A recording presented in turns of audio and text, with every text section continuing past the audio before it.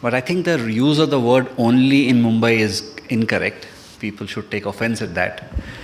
Been in multiple cities, and I think situation is the same everywhere. But anyway, that's just an excuse, and my sincere apologies for being delayed and holding you back. I'm not an insurance person, so to speak. What does that mean? I've had experiences across financial services. It's only in the last couple of months, a couple of years that I've been in insurance. So forgive me if I sound too basic. But sometimes that's a bit of an advantage, because you look at things completely neutrally to say, what are the other conceptual frameworks that I have in my mind, which have worked for me in the past, and therefore can we look at life a little more simply. I'm actually overawed by the audience over here. There are people who have more experience than I ever have in insurance than me over here. People who understand technology more than I will ever know. They would have forgotten more than I will ever know. And therefore, what do I talk to this eclectic group of people? The way I have designed my thoughts are... Yeah, it's a blank actually, yes, that's right. My thoughts is to create a kind of a framework for us to think about through the day. We are really talking about distribution and saying, how do we create an explosion of distribution in India? The standard statistics everybody is aware of. Penetration of India is very bad. Density of insurance is only about $92 versus hundreds of that in the developed world. 57% of our vehicles on the road are uninsured. Less than 1% of people actually insure their homes, etc., etc. So we are all aware of that data. But therefore, how do we think about distribution? How do we think about distribution explosion in India if we are to achieve what IRDA actually has very intently put out as an objective for 2047, which is insurance for all? Simplicity is what my framework will attempt to do. While there are opportunities out there in terms of penetration, density, etc., etc., I think the enabling environment in India is ripe for a distribution explosion. It has to be enabled by technology, and therefore this mix of people today in this room of technology and practitioners is actually the right mix. Again, statistics. 1.2 billion people in India have mobile phones. 600 million people have smartphones. 820 million people have access to the internet. The number of UPI transactions that India does in a day is about 36 crore transactions in a day. So we've leapfrogged technology in many, many ways over some of our more developed economies. But whether it's in terms of affordability or whether it is in terms of access, I think there is still a lot of work to be done. And that's the key underlying thought on basis of which I've tried to build up a framework for this audience. So there are three sides to this framework, and there is a center there. So there are actually four things that I'm going to talk about. The first one is about ease of selling. When I put the first one, you can easily guess the second and the third one, what those sides are going to be. Simplified customer journeys. And I think we've done a lot of work as an industry in being able to bring insurance products or make it simple for customers to buy insurance products. But to my mind, it is still a very motor-centric approach that we have had in terms of ease of buying insurance. There are a lot of good stuff that a lot of insurance companies are doing. I mean, think partnerships. Today, IRCTC, when you buy a railway ticket, you can actually buy a travel insurance on IRCTC, which is unbelievable price. You take an Ola ride or an Uber ride, and you can actually buy insurance for the short duration of that ride. And all that it requires is to mark a click and pay. That's it. I mean, it's as simple. Can't get simpler than that. Bus trips. You take a bus ride, and there's a fair chance that he will offer you insurance for the duration of that bus trip. Home deliveries, the works. I mean, everybody seems to have gotten into this act of offering insurance because as an insurance industry, we've been able to make products which are easy to sell and easy to understand. But I think there's a lot of work to be done. Leveraging data to ensure that we make the right products. Today, I don't know whether you've seen the newspapers today. There's a very small article in Times of India about ICICI Lombard offering parametric products to people who work in the heat, who are daily wage earners, and they've got a parametric product made. And I was like, wow, this is what insurance is going to be about. Not offering what I have on my showcase, but actually designing products which are relevant for customers. I was looking to buy a retail cyber product. Cyber risk today, if you open the newspaper, every day there is a risk there called somebody has scammed somebody. We've got whole towns and villages set around how do you scam people into paying them money. The UPI frauds, the hyperlink frauds, the email frauds. My aunt in Nigeria has been dying from the last 20 years. I haven't seen a 1 rupee till now, anybody getting even 1 rupee. But those are the frauds which are so much happening. And therefore, there's an opportunity to say, hey, you know what, can we design a product around retail cyber? Can you and I buy a cyber product which will actually cover the risk that we are facing? You'll be surprised at the answer. The answer is very, very few opportunities. Actually, I'm being very polite here to say very few because I don't claim to know all the products in the industry, but I was not able to find even a single product that I could buy or offer or let my 80-year-old mother buy on a retail cyber. So there is still work to be done. On health insurance, despite all the efforts of the government, of IRDA, etc., and IRDA has done a fantastic job of regulation over the last couple of years, we still have a situation where not more than 20% of the rural population is actually having a credible health cover. Opportunity, yes, there is a lot of opportunity, and I'm very happy to see that, the regulator is pushing us in that direction.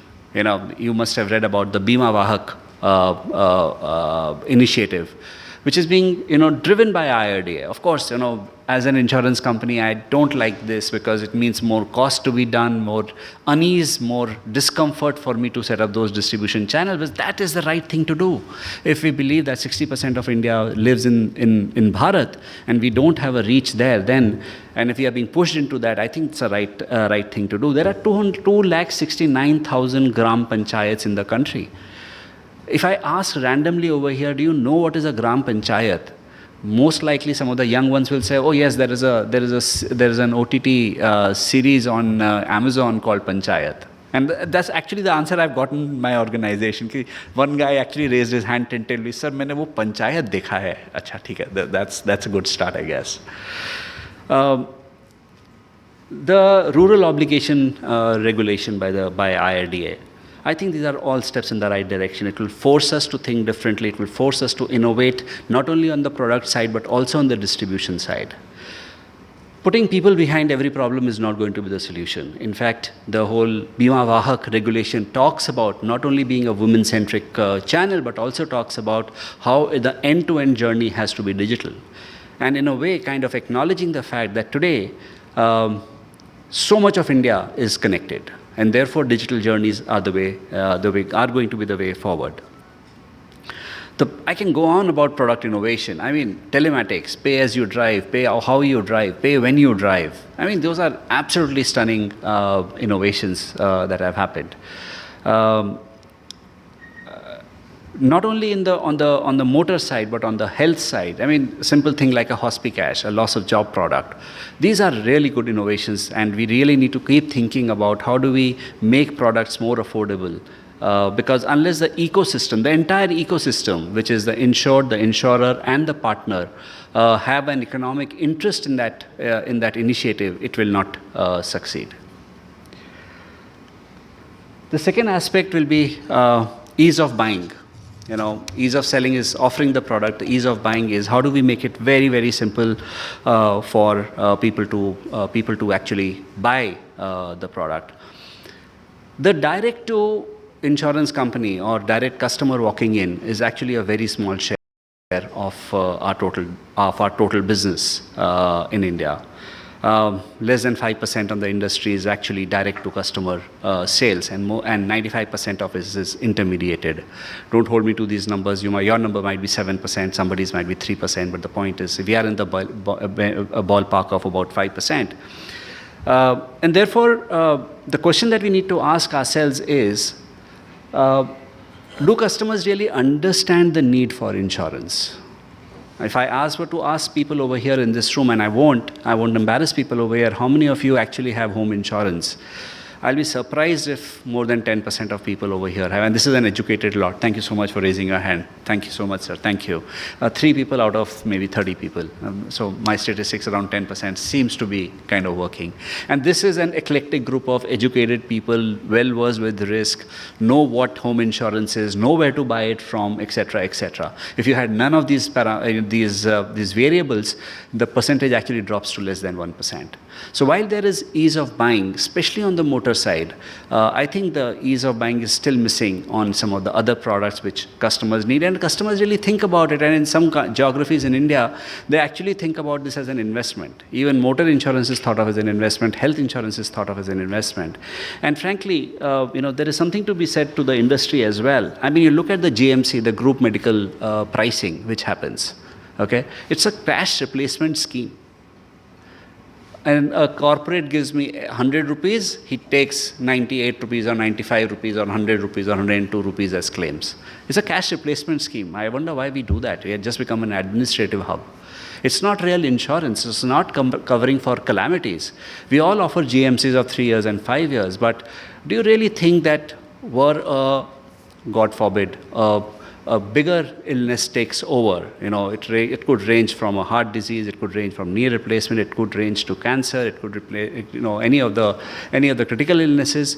3 or 5 lakh rupees is just not enough. The inadequacy of cover, because there is no education. There are products available. You all know about topper products, super topper products. They are so cheap. For a 90 lakh excess, 10 lakh for a 35-year-old, it would be as low as about 4,000 rupees. But customers don't buy it. And therefore, as an industry, we really need to think about how do we educate people about the need for insurance, and insurance for the sake of insurance, not insurance for the sake of investment. And to my mind, that is the biggest single piece which is missing. Again, product innovation, delivery, and educating the customers. There is a lot of initiative that the regulator again has taken in this respect. I mean, yesterday only there is a product guidelines which have come, which basically are saying that, look, make products easy, make them so easy to understand. There should be the fear of fine print should go away. My 15-year-old son, 12-year-old daughter should be able to understand what that product will cover and what it will not cover. And that, I think, is the biggest opportunity for all of us. If you buy a credit card, there is a most important terms which come along with the credit card. So they will have a booklet of all detailed terms and conditions, but they will have a page on most important terms. That is what the regulator is pushing us. And I wonder, why is it that it takes a regulator to push us into doing something as basic as informing customers what's covered and what's not covered? So this whole thought around that it's an extremely regulated industry, I think is being challenged, and successfully, thanks to IRDA focusing on the development of the market and not really so much on just regulation and compliance of the market. Still miles to go, still some distance to go, but I think we've come a long distance over the last 2 years insofar as regulation, enabling regulation is concerned. I mean, when I joined the industry, we had to write to insurance companies to confirm the NCBs on motor, the no claim bonuses. What percentage of no claim can I give to the customer? And there was a physical interaction which was happening. Today you integrate with Sudarshan and you have those percentages readily available. You can plug it into your portals, and the customer says 50%, and you can say, hey, hold on, buddy, you forgot about the claim last year, and therefore your NCB is 0, and move on into the customer journey. I mean, the kind of data that is available, the kind of technology enablement which is happening. You go to Bangalore and you meet some of the health techs there. You go to Delhi and you meet some of the new age brokers over there. You'll be astounded at the work, at the amalgam of technology and insurance which is happening in India, and that makes me very confident that we are on the right path. We are on the way to ensuring that we get insurance for all by 2047. The last bit, no, not the last, the second last bit is around ease of servicing. Again, paperless, 24/7 availability, bots, whether they're chat bots, email bots, voice bots, etc., are so fantastic to see in India. I mean, I can renew my life insurance policy on a Sunday afternoon. I can renew my health policy on a holiday. Today, and I'm sure my insurance and my colleagues from the insurance industry will confirm that even on Sundays, retail business happens. Okay? And while they are sitting at home, enjoying time with the family, there are agents who are working in the field. The ability to be able to navigate the rule engines in a way that two agents in the same room have different rule engines to deliver business to an insurance company is phenomenal. And that has only happened because technology and business have worked together to ensure the right servicing. And servicing doesn't end only with issuing policies or renewing policies, but with claims, with endorsements. I mean, the amount of technology, AI in technology, in claims is another level these days. You can actually take a photograph at the workshop, and the system will tell you what is the estimate amount that is available, that should be there. It's still at about 40-50% accuracy, but there is significant data that is getting created, which I'm sure over the next 2-3 years we will say that there is about 95% accuracy in that data. In health, there is so much of AI application which is happening. It's really mind-boggling, and therefore the ability to be able to service the client. But again, what is missing is trust. I have yet to meet a customer who's absolutely delighted on his claims. Okay, there will always be something or the other that he will feel unhappy about. In a motor claim, something did not get paid. In the health claim, consumables are not covered, and whatever else. There's a serious trust deficit, and with some of the initiatives that the regulator has taken, we hope that we should be able to bridge that. And a lot of responsibility on the industry and the technology partners to ensure that trust goes up, whether it's in terms of communication, what's covered and what's not covered, whether it's in terms of speed of response, whether it is in terms of accuracy of response. Today, unfortunately, for the 10-20% of fraudulent cases, the balance 80% of the customers actually fall. They are kind of inconvenienced because there is a 20% or a 10% fraud which is happening, and even in that area, there is so much of technology which is being put into place, which is around whether you're talking about the health ecosystem, where you have an interconnected ecosystem of health, where you have ABHI, ABHA IDs, where your health records are available, and therefore your ability to fudge some of the things that you could easily do till now kind of goes away. There is AI which is available to look at behavioral economics of customers to say, is this a fraudulent case or it is not a fraudulent case?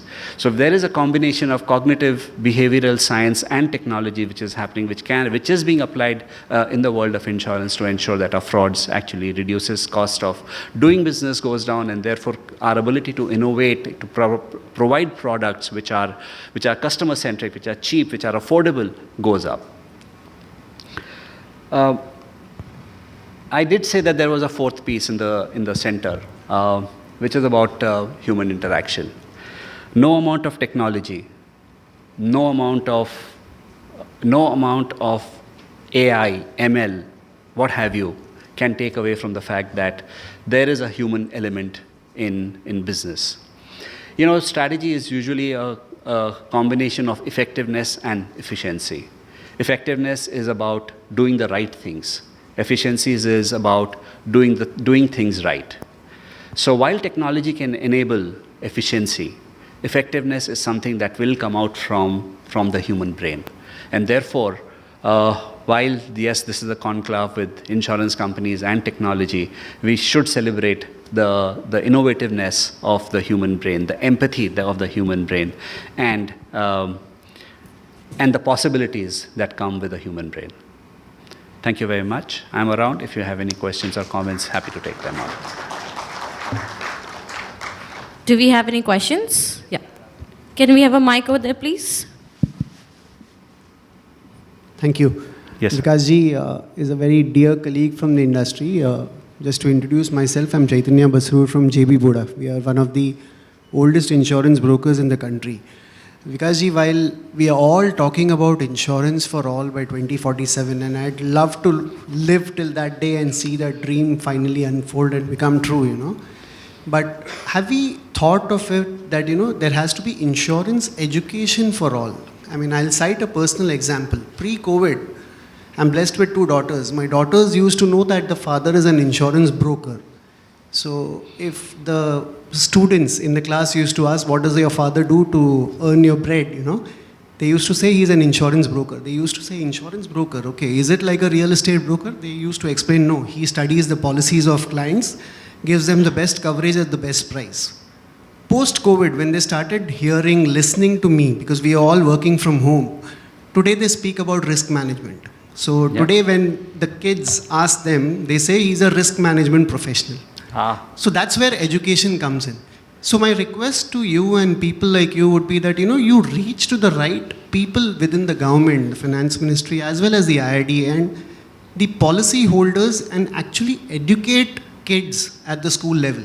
Otherwise, you adhered to, you alluded to the Gram Panchayats.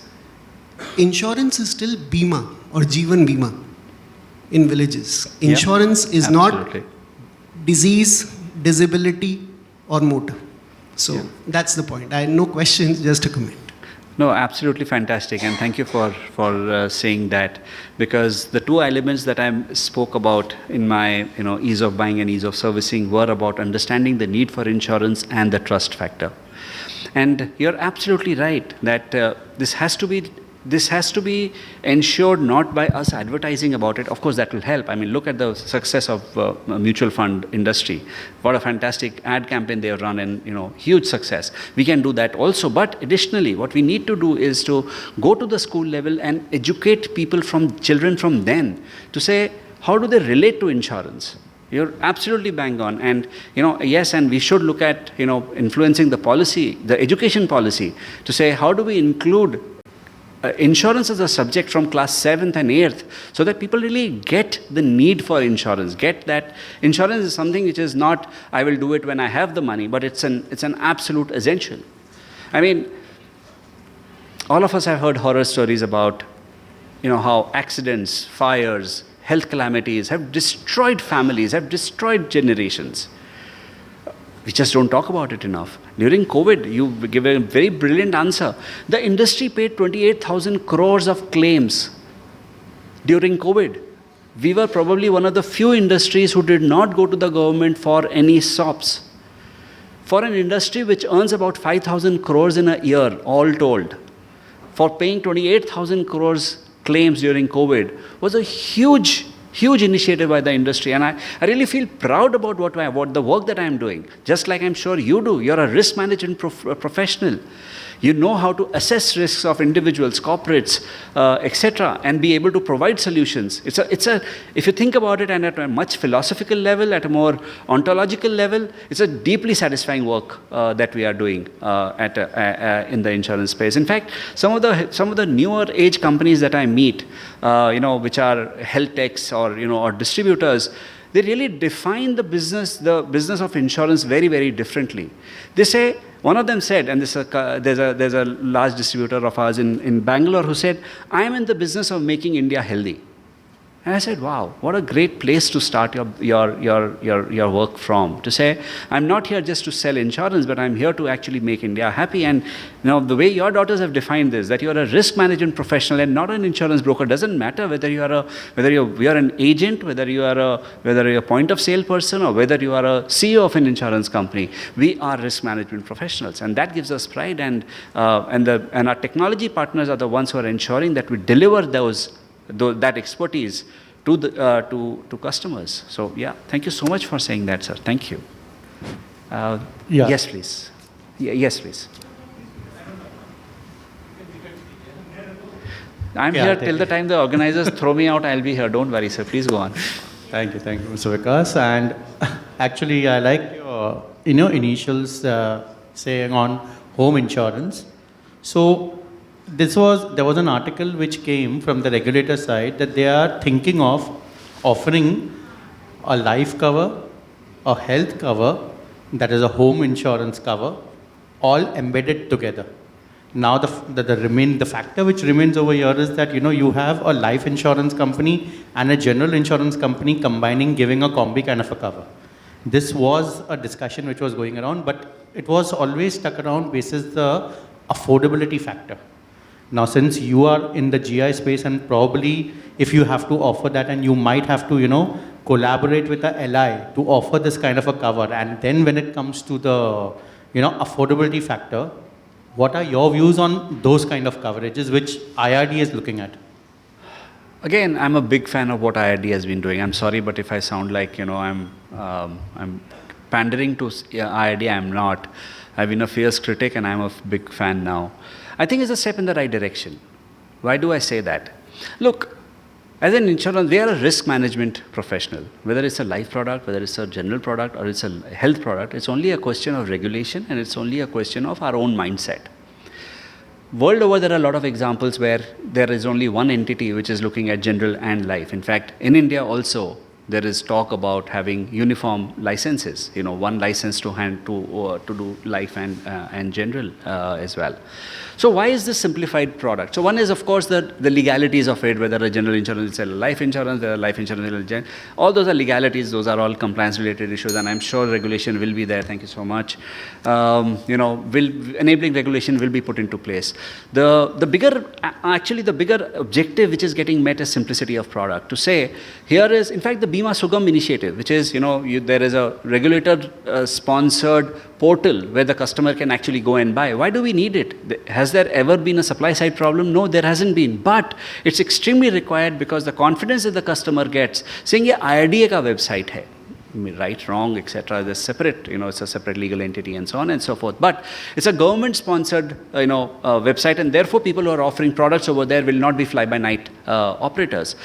The bundling of products into a very, very simple product construct is the right thing to do because it helps educating the customer, creating the trust of the customer on that product. Okay. Today, when I go and buy health insurance, it's mind-boggling the amount of combinations and permutations which are possible. If I were just not dedicated to buying health insurance, I will just give up midway on the buying journey. So I'm totally for simplifying product structures, especially for the market that we are talking about. And they have actually, the IRD has actually left it to GI Council and the LI Council to work together to formalize the operating guidelines around how that will work. And I'm really keenly looking forward to that situation. It has to become very, very simple. Thank you. I need to exit. Can we take okay. one question? So, we have time. Sorry. So can I just quickly finish? Okay, go ahead. So the life expectancy rates are increasing in India, right? But we still do not give a policy for any person above 70 years. Right. Right now, the government is thinking of basically bringing it in, but why not the insurance companies are not thinking about it, right? So what is that? Because is that they kind of going to lose money is the reason why they don't want to have a policy, right? Absolutely it is. Simple answer. We are a commercial business. Look, and that is where I think it loops back to the education issue that we spoke about. People think they are vulnerable when they are 25. People think they are untouchable at 35. people start believing that they are not as vulnerable as they thought at 45, and 55 they want an insurance policy. Not going to happen. No, it's a different problem statement where probably, Okay. let's say I was in a group insurance policy for like 20 years. I spent Yeah. 20 years in a company. Right. The moment I basically switched out, Yeah. that is when I realized that my mother is already 70 And nobody's I going to give am you not insurance. able to get a policy for her. And for the last 70 years, other than childbirth, she has not been to a hospital, right? So I am at loss in terms of what do we do? So there's going to be so many different cases in these scenarios. How are we going to attempt it, right? So do we require the government to come with the policies, or as an insurance company, where does the empathy, you said like human Yeah. in the center of it, right? So where does the empathy come in, right? Do we Yeah. only work for the financials, or do we do differently? So, client education again, and I give this example to a lot of my GMC clients who have, employees who have been covered with group medical. Number one, that group medical is woefully inadequate. The second is what will happen if you leave your organization or you retire. It's not that the industry is not empathetic to that. When I joined the industry, at 45 years of age, we used to do what is called as pre-medical checkups, pre-policy medical checkups. We used to get people to go to the hospitals or to the diagnostic centers, etc. Over a period of time, that has now increased to 55 or 60. So as medicine improves, as technology improves, as our understanding about health insurance improves, this age is going up. Earlier, you would not even be able to buy an insurance policy at 55. You are able to do that today. But I want to combine that with the education aspect of things. Even when I go and talk to my corporate customers and say, you know what, encourage your people to start buying health insurance when they reach 40 years of age, their own retail policies, I find very few takers. Because what is true for the individual, why does an individual not buy? He says, अभी तो 20 साल हैं, एक तो मेरे को कुछ होगा नहीं, दूसरा हो गया तो कंपनी का पॉलिसी है, तीसरा मैं पैसा क्यों खर्चा करूं अभी? What is an organization? Organization is only a collection of people. So if an individual is, not empathetic to himself, I find it difficult to believe that empathy will come from outside. Having said that, I'm not for a minute saying there are products that are, for example, in Star there's a product on for senior citizens. In my company there's a product on senior citizens. Do we take care of ensuring that the pricing is adequate, the selection is adequate, etc.? Of course, it is not as widely available as some of the other products would be if you are a 25-year-old. That's true, but I think it's a journey, and it's a journey that we have well embarked on. And we will continue to make innovations there. But I understand the social security for especially the aged is woeful in India. The only thing is the data transfer between a group policy to a private or individual policy, right? So there should be that disruption should basically happen, right? So there are policies which are available even today in a group policy construct where if you're a group employee and you buy a top-up, that can become a grounds up once you retire. So there are products like that which are available. But thank you very much. She is glaring at me and wanting me to go away. So thank you very much.